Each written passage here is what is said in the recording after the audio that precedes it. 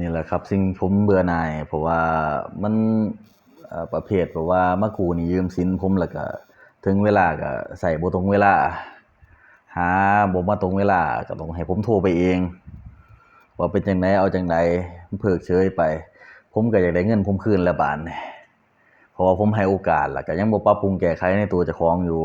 มันก็สร้างความเดือดร้อนให้ผมบาดนี้เข้าใจอยู่ครับคนเราเนี่ยมันมีความเห็นแก่ตัวของตัวเจ้าของเข้าใจอยู่ครับ ความเห็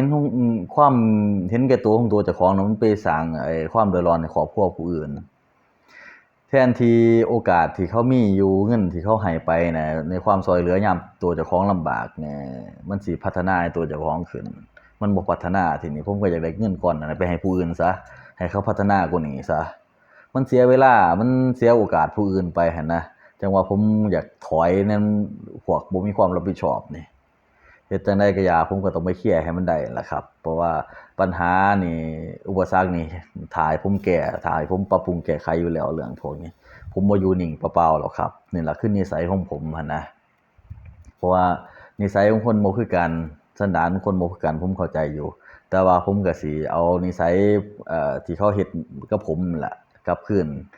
ไปเฮ็ดกับเขาเขาสิรับนิสัยและสันดานตัวเจ้าของได้บ่ก็ติดตามกันต่อไปครับ คอนเทนต์ผมก็สิประมาณนี้ล่ะต่อไปนี่เอาความจริงมาเว้าเล่น